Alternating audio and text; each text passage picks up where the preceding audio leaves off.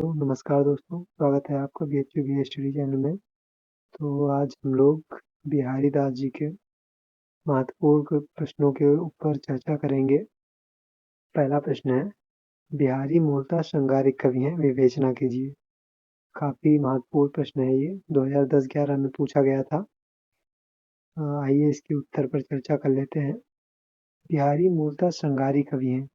कवि जिस समाज और वातावरण में जीता है, अपनी प्रतिभा का विकास भी उन्हीं में करता है। जिस श्रृंगारिक वातावरण में बिहारी ने अपनी रचनाशीलता को उकेरा है, उसमें गायकों, नर्तकियों की तरह कवि भी दरबार को अलंकृत करने के साधन थे। इसलिए अपने साहित्यिक एवं सामाजिक परिवेश अनुकूल बिहारी ने भी श्रृंगार के दोनों पक्षों, संयोग एवं वियोग का बड़ा ही सूक्ष्म, शास्त्रीय, मनोवैज्ञानिक एवं अनुभूतिजन्य चित्र प्रस्तुत किया है। तो ये था कि जब बिहारी दास जी का समय था, तो उस समय मुगलों का शासन था। तो उस समय के जो राजा महाराजा थे, वो सभी मुगलों के अधीन थे। तो वे लोग युद्ध तो कर नहीं सकते थे, क्योंकि वो एक ही राजा के अधीन थे। तो उन्हें युद्ध करने की कोई आवश्यकता नहीं थी। इसके लिए उन्हें अपनी जैसे मनोरंजन करने के लिए या अपने वीर गाथा को सुनने के लिए कवियों की आवश्यकता पड़ती थी। तो जो कवि लोग होते थे, तो वो भी एक प्रकार से जैसे गायक और नर्तकियाँ होती थी, उसी प्रकार वो भी दरबार को अलंकृत करने के एक साधन मात्र थे। ठीक है, तो उस समय देखते हैं तो उस समय मुक्तक कविताएँ लिखी जाती थी, क्योंकि राजा को जल्दी से जल्दी प्रसन्न करना होता था। तो जितनी छोटी आप कविता या दोहा लिखेंगे, उतना बढ़िया रहेगा। ठीक है, तो उस समय की ये बात थी। तो इस पर चूँकि आप लोग जानते हैं, बिहारी जी ने केवल मात्र एक बिहारी सतसई नाम की रचना लिखी है।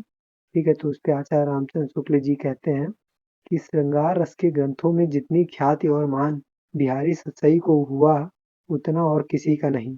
इसका एक-एक दोहा हिंदी साहित्य का एक-एक रत्न माना जाता है। कवि बिहारी ने जिस भांति श्रृंगार के संयोग पक्ष को अपने काव्य में उकेरा है, उसी भांति इनके वियोग पक्ष में देखने को नहीं मिलता। अर्थात जिस प्रकार उनका श्रृंगार पक्ष महत्वपूर्ण है, जिस प्रकार उन्होंने श्रृंगार के संयोग पक्ष पर ज़्यादा ध्यान दिया है, उस प्रकार उनके वियोग पक्ष में इतनी एक प्रकार से कह सकते हैं, आप महत्वपूर्णता नहीं देख सकते हैं। क्योंकि उन्होंने वियोग श्रृंगार में एक प्रकार से उन्होंने वियोग श्रृंगार में अतिशयोक्तिपूर्ण वर्णन कर दिया है। ठीक है, जिससे उनका वियोग पक्ष थोड़ा कम महत्वपूर्ण है।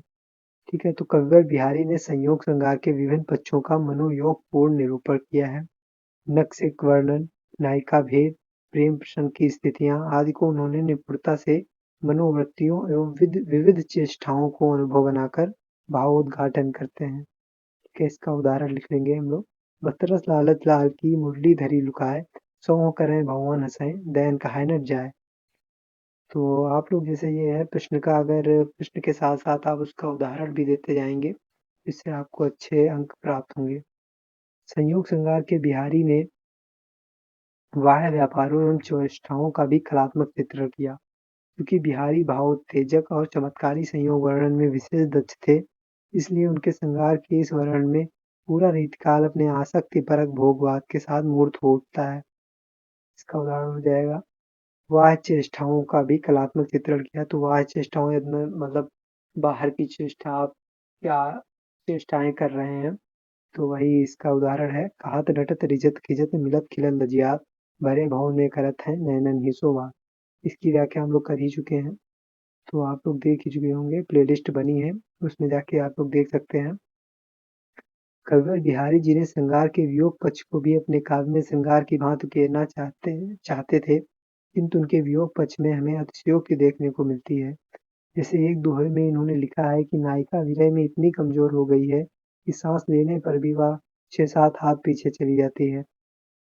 इसका दोहा है, इति आवत चली जात उत चली 6-7 तक हाथ, चढ़ी हिंडोरो सिर है लगी उसासन साथ। तो इस दोहे का अर्थ है कि जो नायिका है, वो विरह में इतनी इतनी दुबली हो गई है, इतनी कमजोर हो गई है कि जब वह सांस लेती है तथा सांस छोड़ती है, तो वह 6-7 हाथ आगे और 6-7 हाथ पीछे चली जाती है।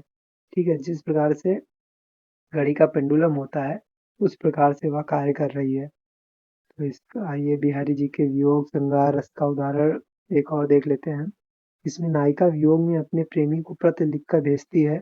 उसका प्रेमी उस खाली पत्र को भी पढ़ता जा रहा है। ठीक है, तो जो पत्र प्रेमिका भेजी है, नायिका भेजी है, वो खाली है। फिर भी उसका प्रेमी इतना प्रेम में लीन है कि उस खाली पत्र को भी पढ़ता जा रहा है।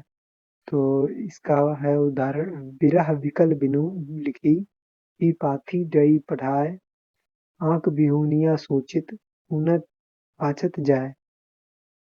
ठीक है, तो अतः हम देखते हैं कि बिहारी जी ने श्रृंगार के दोनों पक्षों को बखूबी से अपने काव्य में उकेरा है। हालांकि जितना महत्व संयोग पक्ष को मिला उतना वियोग पक्ष को नहीं मिला।